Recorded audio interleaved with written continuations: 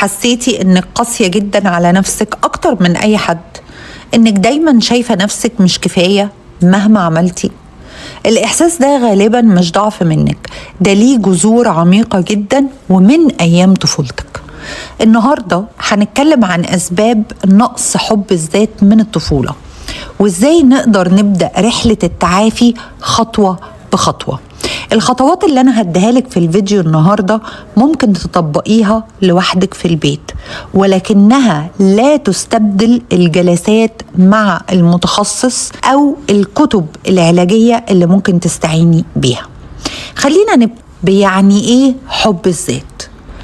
حب الذات مش إنك تبقي أنانية ولا إنك تشوفي نفسك أحسن من غيرك. حب الذات ببساطة شديدة جدا إنك تحترمي مشاعرك، تسمعي لنفسك وما تكسريش نفسك عشان ترضي حد، ما تجيش عليها يعني من الآخر كده. ولما الحب ده بيكون ناقص بنعيش وإحنا بنجلد نفسنا طول الوقت. في أسباب كتيرة قوي شفتها على مدار خبرتي الطويلة في العلاج النفسي بتسبب نقص حب الذات من الطفولة.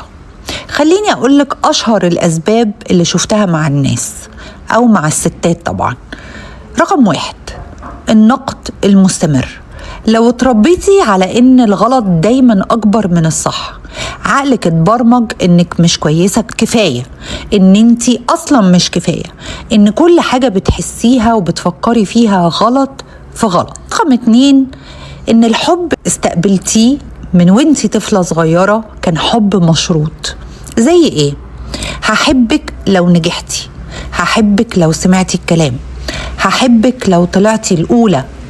ده يخليكي تربطي قيمتك بالإنجاز مش بكونك إنسانة. يعني عملتي حاجة حلوة، عملتي حاجة كويسة، نجحتي، جبتي، بقيتي مؤدبة، يبقى انتي شطورة وكده هنحبك. رقم 3 تجاهل المشاعر.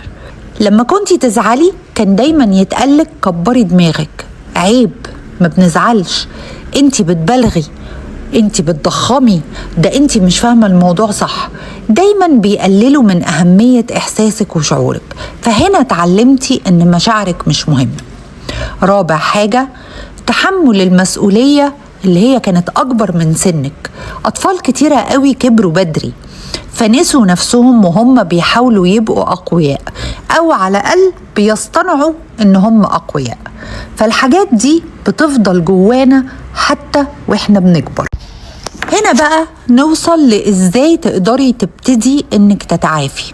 عايزة أفكرك وأقولك إن الخطوات اللي أنا هتكلم معاكي فيها دي ما بتغنيش عن إن انتي تشتغلي مع حد متخصص، ولا إن انتي تلجئي لكتب علاجية تساعدك بطريقة عميقة أكتر، ولكن خطوات هتزق معاكي لحد ما تاخدي قرار انتي هتعملي ايه.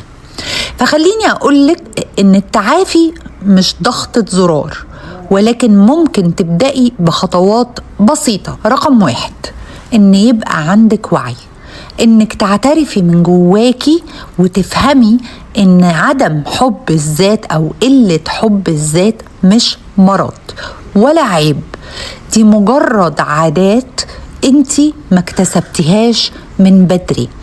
وزي ما اتعلمتي ما تحبيش نفسك تقدري تتعلمي انك تحبيها، فهو مفهوم مكتسب. رقم 2 انك تراقبي صوتك الداخلي، ان تكلمي نفسك ازاي، انتي بتكلمي نفسك ازاي.